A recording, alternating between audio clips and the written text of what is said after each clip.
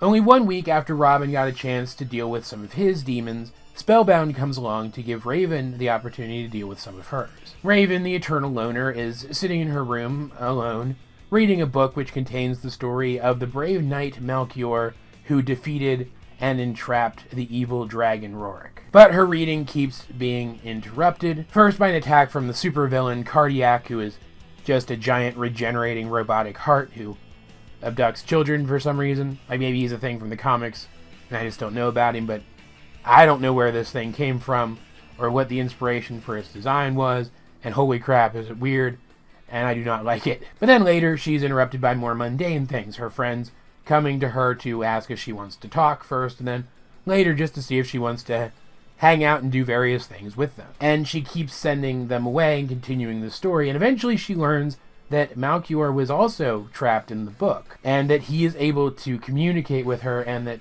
during his 1,000 years trapped in this book, he has somehow managed to absorb information from other sources aside from his book, and so he knows this huge plethora of magic. Magic that he can teach her in the hopes that eventually she can break the curse holding him in the book, and he can go free. And they start something of a romance, and there are some cute moments, and Raven definitely seems like this is a good thing for her, like she's improving because of this relationship, but I'll get into more about this relationship and what it made me feel later. Let's finish the summation first, and then talk about that in detail at the end. Because holy crap, do I have a lot to say about it. So Raven's getting stronger and stronger, and she's absorbing more and more knowledge. Melchior even shows her how to absorb knowledge from books directly into herself.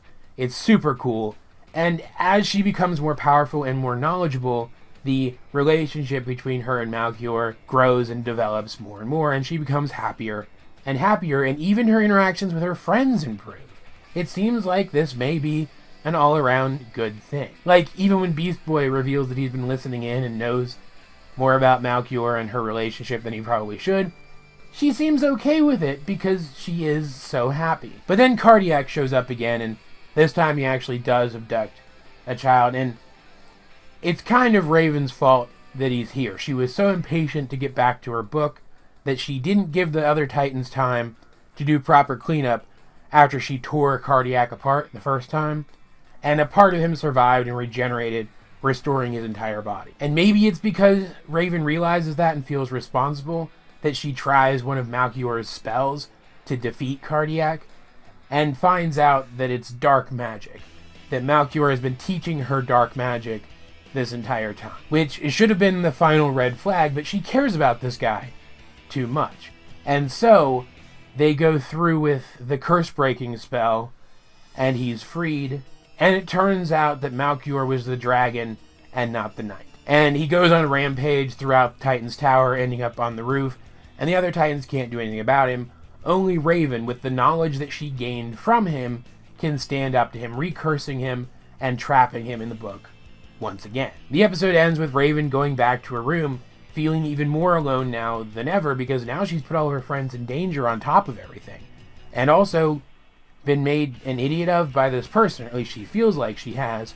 But Beast Boy shows up at her door. He admits that he does find her creepy, because he had called her creepy earlier in the episode. That had been kind of the trigger that had set her down this path. He admits that he does find her creepy, but that he also cares about her and that he's here for her, implying pretty plainly that, creepy or not, he still likes her and wants to be close to her and wishes that she was closer to him and the other. And so she ends up not just refereeing a game that Beast Boy and Cyborg came up with that they wanted her to referee earlier in the episode, but participating in it, which was just a fantastic way to end off the episode. This episode works for me on some levels, but for the most part it just doesn't land with me, I think, as much as it probably could. Raven is very much an angsty teenager in this episode, and especially at the beginning, she comes off as kind of a bitch. It's hard to relate to her. Like, literally, she was so impatient to get back to a book, which isn't going anywhere, that she rushed rescuing children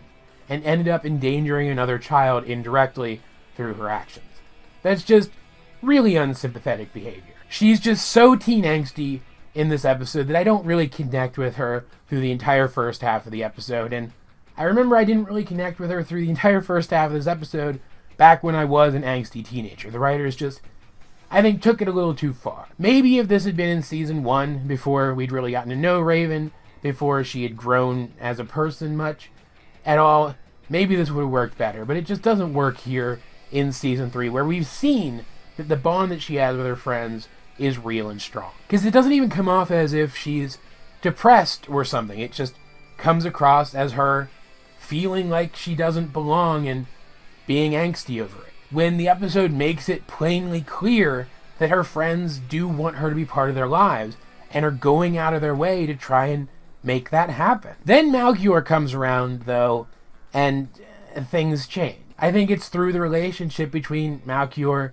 and Raven that the episode really shines. And I don't do this a lot, and you guys know that I only do this when I really feel like there's a need, but I'm going to put a trigger warning here. I am going to be talking a little bit about sexual assault, because I do feel like that was the underlying theme that the writers were trying to get across in this episode, that this was intended to be a metaphor for sexual assault. It could be other things as well. You can read it as other things, and I do hope that the majority of people who watch this episode do read it as those other things, but I do think that you can read this as an abusive relationship. Specifically, I think you can read this as Malchior being an adult man who takes advantage of, who grooms and takes advantage of an underage girl. Like, right off the bat, the very first interaction that they have comes across as super manipulative and super groomy. And then there's what Raven says after it's revealed who Malchior actually is. He lied to me. He lied. And I gave him what he wanted. It really does come across like the intention was for Malchior to seem like the kind of adult man who sees a vulnerability in a teenage girl and pounces on that. Everything he says feels like exactly what she feels like she needs to hear. It's gross. It made my skin crawl when I realized that that's kind of what this relationship was framing itself to be. And so while obviously I still don't really relate much to Raven in this situation because this has never happened to me, I can certainly empathize with her more here. And I really hope that this isn't true for a lot of people, but if some teenage girl watched this episode of this show and saw some similarity between Malchior's behavior and the behavior of someone in their life, and they were able to make a change because of that, then this episode has done its job, and I think done a very good thing. I mentioned, though, that their relationship can be read as other things, too.